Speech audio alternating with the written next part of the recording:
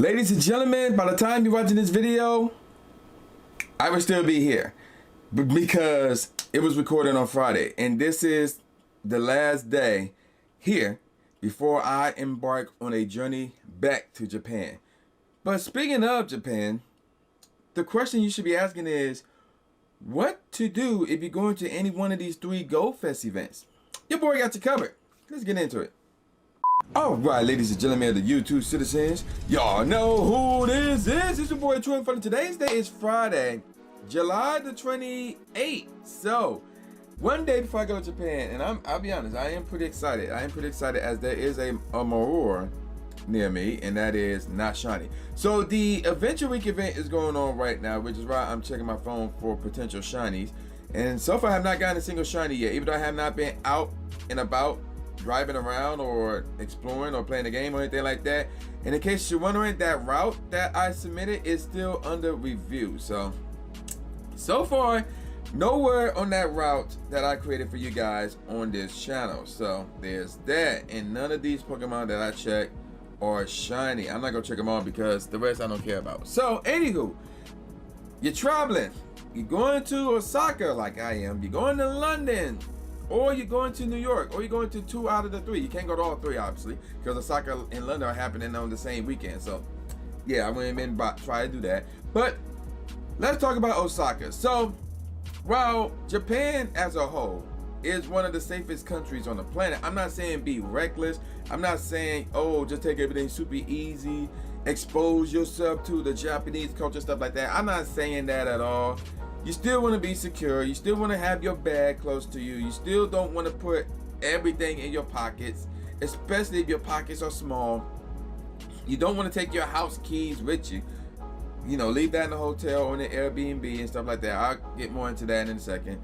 So you want to keep that in mind.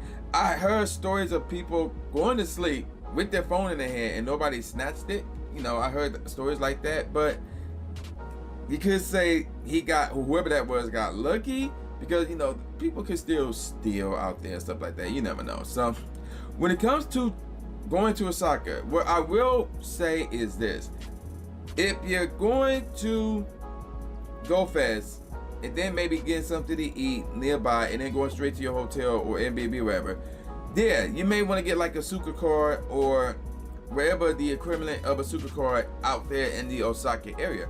But if you're going to be there, not just for Osaka Go Fest, but for other stuff, maybe even for Worlds, and you're going to be doing a bunch of stuff like on a daily basis, this is where I would probably look at you and say, you should look into a one-day travel card. So the secret spot that I'm going to, they have a one-day travel card. So I'm planning on purchasing that when I get there, or 2 of those when I get there actually.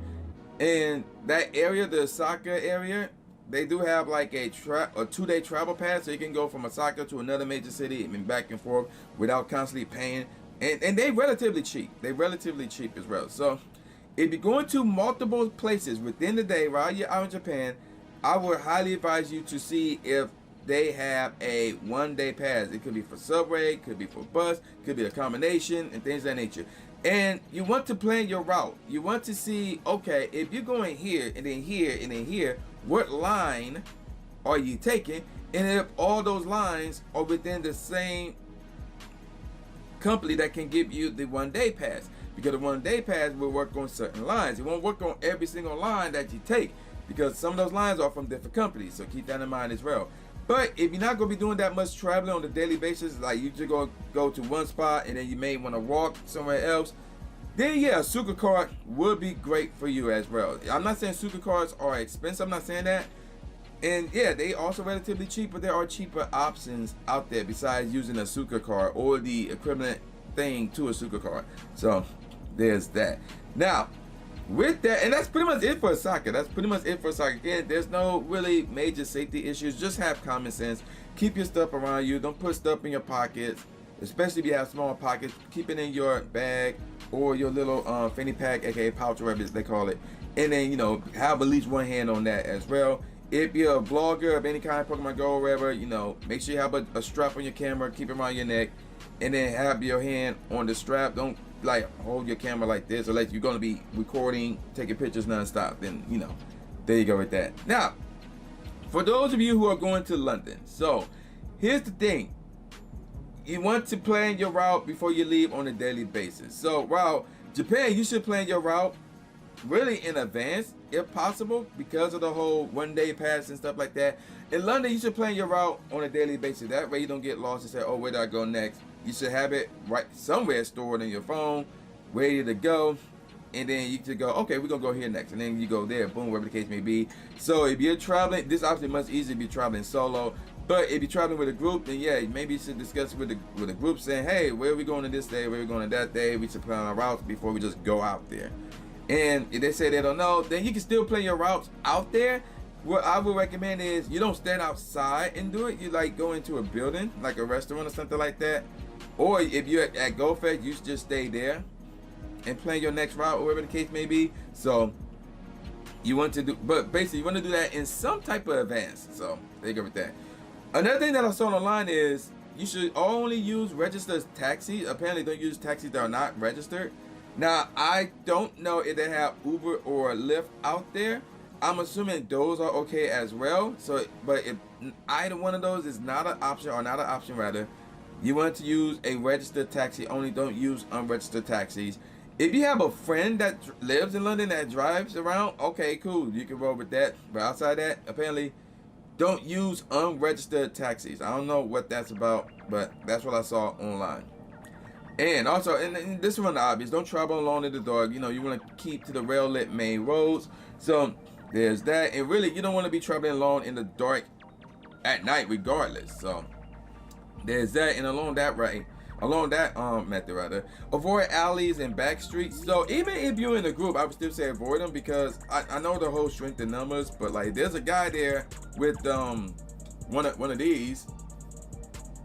The strength in numbers won't mean much unless y'all, you know, because there's gonna be some casualties. So I will avoid that without question, unless you see other people going there. And again, you are in a group.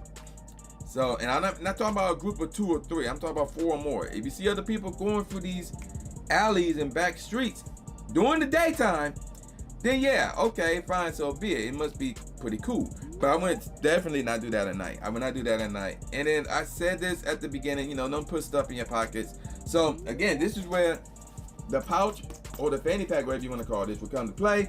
And I would prefer it if it goes over your shoulder as opposed to around your waist, because if you're walking with it around your waist, the strap, in this case, the strap is like more on the side, but still somebody could easily just snap and then grab and run off with it, like especially if they are efficient with that. So I would probably say put it around your shoulder, or like put it around the other method, you know, which is like something like this, which would probably be best, because like it's really on you. And with the strap right here and your arm on this part, there's no way like anybody is going to straight up, you know, unsnap it unless they reach into your personal space and you see them do it. So you can have enough time to back up and like, yo, no, get away from me. What the heck are you doing? You know? So this would probably be your best method right here. Your second best method is around your shoulder, something similar to this right here. But I would highly advise you to not put it around your waist unless you're gonna have a hand on it. If you have a hand on it, as I hit the desk, if you have a hand on it, okay, maybe. But I would prefer this. This is the second method I would recommend for you. But the real one is this, something like this. So, because again, the strap really like something like this, something like that. Well, actually, no. First off, it should go on like this, to be honest. Like this, there we go, because the strap is right here and your arm is underneath all your zippers. So if somebody try to reach for your zipper, you're gonna feel it. So yeah, there you go with that. Now, anything, speaking of stuff that you want to take with you wherever the case may be, anything that you're not using at all, like your house keys or car keys, maybe, I don't know, like you don't need to take your whole wallet possibly. You may just need to take your ID and a credit card, or, you know, debit card, whatever the case may be. Unless you have a really small wallet, then that's fine too. But anything you're not losing, just leave it at the hotel or the Airbnb. And if you're staying at an Airbnb, put it in a bag where there's a bunch of stuff in that bag already, so you can hide that personal value or valuables and hide the bag. Like put the bag underneath the bed, put it in the closet. Don't have it out in your Airbnb room. And that's pretty much the same with hotel because you have room service. So yeah, there's that. So you want to hide your stuff even when you're in a hotel or in an Airbnb, and you shouldn't be bringing it with you, to be honest. Especially if you're not going to use it. Like, what's the point of bringing your Switch if you're not going to take it out and play it while you're out and about? Like, that makes no sense. So there you go with that. Now let's talk about New York. So yes, in case you wonder, I will be at Osaka Go Fest, and I will be at New York Go Fest as well. So let's talk about New York. So this is gonna be my first. Well, first of all, I've never been to any of these places, so I'm just using common sense and basically what I saw online. And the New York stuff, I got this from Mrs. Mime 100. So I highly advise you guys to check out her channel, especially if you want to know more about New York Go Fest and Squid the Beast too. So yeah, check both of them out as well. So one thing that you should do in New York, you want to walk to the side on the sidewalk. So, you know, as if you're driving in America. So we drive on the right side. So our right side, we're going this way. Their left side, they're going this way. But you know how it works, right? And then you flip it right. You know, we drive on the right side. So you want to walk on the right side, on the sidewalk. If there's like busy traffic of people walking on the sidewalk, there's normally two like rows. One row going this way, one row going that way of people. You don't want to walk with your friends and be shoulder to shoulder. That's bad. Apparently that is bad. Very, very bad. So you want to be like single file. You, your friends, and stuff like that. So keep that in mind. In addition to that, you want to walk at the same speed as everybody else. So if everybody walking 15 miles per hour, you better be walking 15 miles per hour with them. Do not slow down. Do not stop on the sidewalk. But if you get lost or you lose connection with your friends because somebody walk fast or whatever the case may be, then pull over to the side, like in a building or something. Be like, yo, where you at? We inside this building, blah blah blah, let's meet up, something like that. But don't stop on the sidewalk where people are like walking 10 15 miles per hour or whatever. So don't do that. Don't slow down either, because yeah, you're gonna get bumped and people are gonna get mad at you. So, and it's New York, so don't do that. So there's go with that. Now when you get on the subway, because more likely you're gonna be using the subway, more than likely, you want to stand to the side of the doors. And the one thing I love about Japan is they actually have markers on the ground telling you, yo, stand here when if you're trying to get on the subway, if you're trying to get on the train or whatever. So that's cool, but I don't think that's a thing here in America. I know it wasn't a thing in Montreal, which is not America. So I mean, so the reason why you want to stand to the side of the doors is when people come, you letting people out. You're not right there in front of the door, and then you go get flattened by the amount of people rushing out the subway. So you want to stand to the side of the doors, and then once everybody left, then you get on there. It's not like the door go close immediately. So there you go with that. And while you're inside the subway, don't sit next to a total stranger. Like, either find another spot to sit or just stand. Do not sit next to a total stranger. That is, they will view that as weird. They will view that as highly sus. And that's normally used as a joke, but no, I'm dead serious about that. So don't do that. Don't do that. Now, staying with the subways. If you see a subway come on by, right, and it stops, the majority of them are full. But you see like one or two that are empty, don't get in there unless you see a bunch of people get in there. It is empty for a reason. I know what that reason is. I have no idea. But you don't want to be the only person to go in there and find out. So don't go in there. Just stick it out and go in the crowded cart. So yeah, there you go with that. And one of the things that Mrs. Mine said, if you're out and about in New York, do not stare at your phone for a really long time. Now, granted, we are going to New York to play Pokemon Go, which requires you to stare at your phone and play the game and stuff like that. This is more than likely where this little thing will come to play, or the Go Plus, or the Pokeball Plus, whatever the case may be. I would highly advise this one, and then have the auto catcher and the auto spinner going off.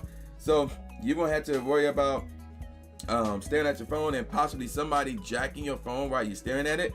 You have to be aware of your surroundings at all times. And this is especially true if you're by yourself. If you're by yourself, yeah, that's especially true. Now, if you're in a group, like a group of, not even a group of 2, maybe not even a group of 3, but in a group of 4 or higher, then you can probably get away with staring at your phone, especially if you're in the middle of the group and y'all walking somewhere where there's not a lot of people around. So again, you gotta remember the whole sidewalk thing. So keep that in mind.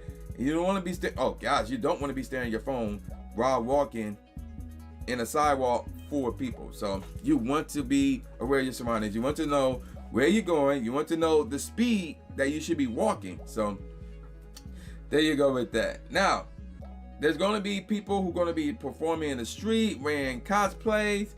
If they want you to take a picture with them, it's going to cost you money. It's not for free.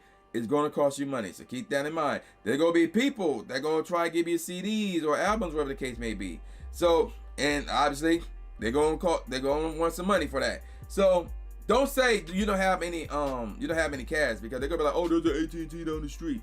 So really what you want to say is either I'm in a hurry, no thanks, and I'm going to probably catch some flack for saying this. I'm going to say like, bro, I don't have a CD player, and then keep it moving. Like, I only do Spotify and keep it moving. But like that may start up a conversation. So basically just say I'm in a hurry or no thanks, and then keep it moving. Like, don't stop. Unless they, like, for some reason they get in front of you, then just say, yeah, I'm in a hurry, and then just walk on the side of them. So there's that. Now, this one is me. I guess you could say I'm reaching with this one. But as a guy who listened to rap music and hip hop music for a very long time, this is New York. So this is like the birth of hip hop right here. And one of the things that is often talked about within these songs is like how dangerous Brooklyn is. We represent Brooklyn, we represent the Bronx, we represent Harlem, we represent Queens, we represent Queensbridge, we represent Marcy projects and all that stuff. Now, I'm not saying you're going to all those places, but some of those places are nearby GoFest New York, and you probably staying in one of those places. Brooklyn's close by, the Bronx is close by, Harlem is really close by. I'm not sure about, Queensbridge and the Marcy projects and stuff like that, but some of those people that claim to be Rough Riders or gangsters could come down to Manhattan for whatever reason. So you don't know, you never know. So, don't be a tough guy and try to act like you can take on anybody from New York, or have the mentality of, if you can make it in New York, you can make it anywhere, which is overrated, by the way. Like, that's like, don't bring that mentality to Detroit. I'm letting you know right now. Don't do that. Not in Memphis either. Don't do that. Not in St. Louis either. Don't do that. So, but again, I'm not sure how much of a stretch this is, but I'm saying there could be some gangsters in Manhattan that could be down there from Brooklyn, from the Bronx, or wherever. So keep your eye. Be on the lookout for that. Don't try to engage in any confrontations with anybody in New York. That's pretty much what I'm saying. That's pretty much what I'm getting at with that. So hopefully all this was helpful for you guys to not only have a nice GoFest experience, but a safe GoFest experience. So there you go with that. And I'm gonna call it a wrap. So with all that said, y'all know this is boy New J Gatsby, aka New Stephen A. Smith, saying peace out, y'all, and I'll see y'all next time. Yeah. Subscribe. Thanks, man. After you subscribe to the channel, make sure you click the bell icon so you never miss a new video or a live stream ever again. Thanks, guys. Lewis the trainer, articulating paint. With my tongue, I done things that people said I can't. Now they rank them with the elite, but it's for the people, and victory is part of defeat. Cause when you get back on your feet, then you try again. Learn from mistakes, show them that I got what it takes, and I'm dying to win. I'ma hit and move away.